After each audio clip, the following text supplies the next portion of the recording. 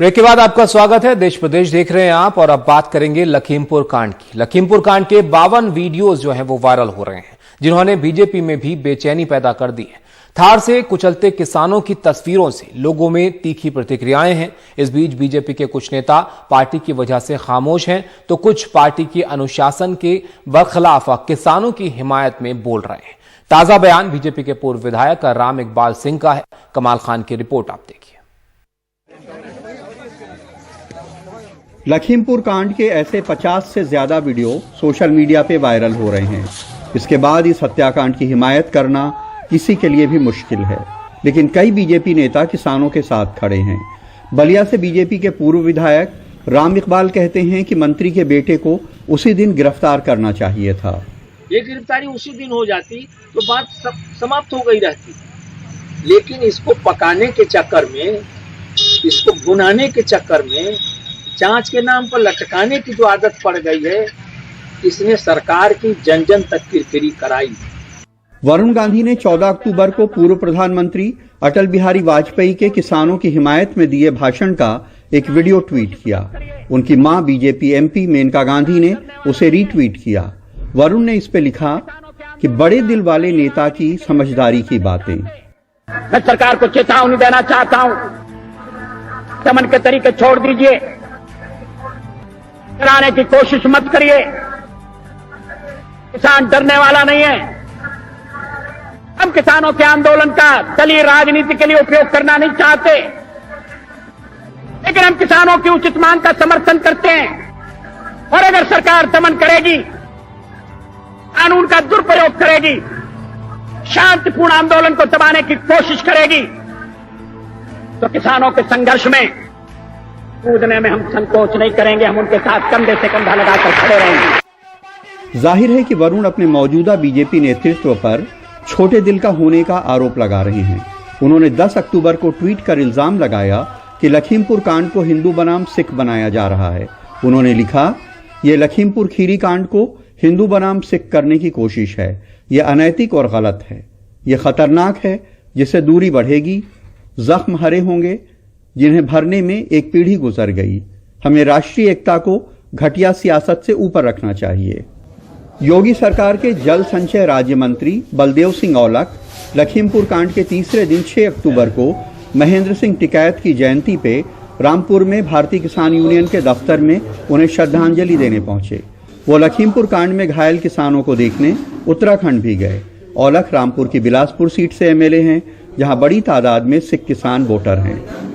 जिनको चोटें हैं वो मेरे बिलासपुर के भी एक व्यक्ति है, एक उत्तरांचल के व्यक्ति थे।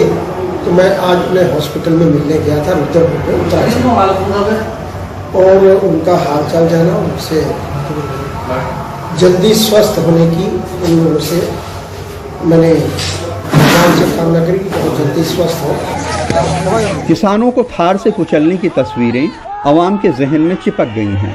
चुनाव जल्दी हैं, लेकिन तस्वीरों को जल्दी भुलाना आसान नहीं। इस कांड का जिन जिलों में ज्यादा असर है, उनमें 5 जिले यूपी के और 1 उत्तराखंड का है।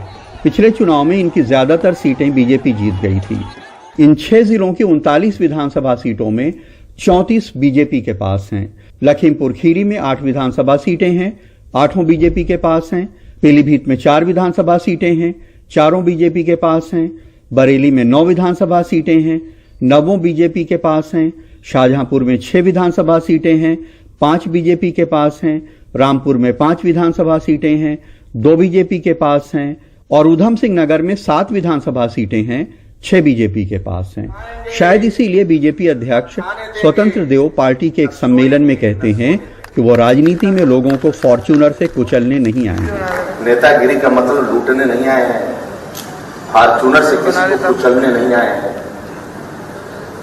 वोट मिलेगा आपके व्यवहार से मिलेगा, लेकिन मोहल्ले वालों को मोहल्ले में प्रसन्न होना चाहिए।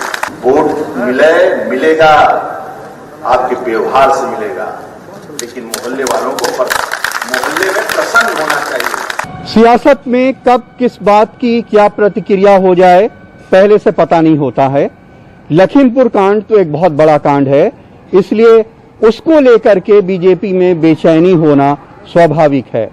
रामपुर में तमकीन फयाज, बलिया में करुणा सिंधु और लखनऊ में कैमरामैन राजेश गुप्ता के साथ कमाल खान, एनडीटीवी इंडिया।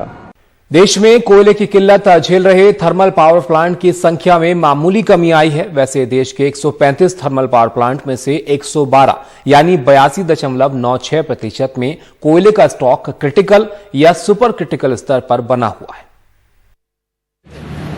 कोयला संकट ने सूरत के मिल मालिकों की मुश्किलें बढ़ा दी हैं। आयात होने वाला कोयला पिछले 15 दिनों में 3 गुना महंगा हो गया है। कोयला संकट की वजह से कलर केमिकल्स 3 गुने तक महंगे हुए, जिससे उत्पादन लागत और बढ़ गई है। हम लोगों को लिग्नाइट जो कोल जीएमडीसी जो गुजरात सरकार की जो हस्तक कंपनियां थी, उनसे हम लोग लिया करते थे और कंटिन्यू हम लोग इन्हीं से कोयला लेते थे। तो आज ये पहली बार ऐसा हुआ है कि जो प्राइस है वो इस तरीके से हाइक हुए हैं कि फैक्ट्रियां चलाना बहुत मुश्किल हो गया है। और इसमें हम जो देखें कि जो हम लोगों को लिग्नाइट 2500 रुपये के आसपास का जो मिलता था, तो आज उसके सामने अगर आप आज इम्पोर्टेड कोल लेने जाते हैं तो 17,000 रुपये आज का प्राइस, मैंने जो पता किया है आज का प्राइस 17,000 रुपये टन आज है। तो मुझे लगता है कि टेक्सटाइल इंडस्ट्रीज में ये बहुत सरवाइव करना हमारे लोगों के लिए बहुत मुश्किल है। ऊर्जा मंत्रालय के केंद्रीय विद्युत प्राधिकरण की 13 अक्टूबर की डेली कोल स्टॉक रिपोर्ट के मुताबिक पावर प्लांट्स में कोयले की उपलब्धता में मामूली सुधार हुआ है। जिन पावर प्लांट्स में कोयले का स्टॉक गंभीर या अति गंभीर स्तर पर है, उनकी संख्या 12 अक्टूबर को 116 थी, जो 13 अक्टूबर को घटकर 112 हो गई। खदानों से 1500 किलोमीटर दूर बिजली कारखानों में जहां 4 दिन से कम कोयले का भंडार है, उनकी संख्या 10 अक्टूबर को 70 से घटकर 13 अक्टूबर को 64 हो गई। वैसे देश के 135 थर्मल पावर प्लांट्स में से 82.96% में कोयले का भंडार गंभीर या अति गंभीर स्तर पर बना हुआ है। क्या कोई आकलन है कब तक इस कोयला संकट से हम निपट पाएंगे? इसका कोई मैजिक सॉल्यूशन तो नहीं है, कोई जादू की पुड़िया नहीं है अवेलेबल, क्योंकि ये जो सिचुएशन डिटीरियोरेट हुई है वो एक दिन में या एक हफ्ते में या 2 हफ्ते में तो हुई नहीं है। वो कुछ समय से शॉर्टफॉल चल रहा था इन स्टॉकिंग, और उसको शॉर्टफॉल को मेकअप करने के लिए मेरे विचार में 1-2 महीने तो लगेंगे ही। जाहिर है इस कोयले के संकट को दूर करने के लिए सरकार को लंबे समय तक मशक्कत करनी पड़ेगी। दिल्ली से हिमांशु शेखर, एनडीटीवी इंडिया।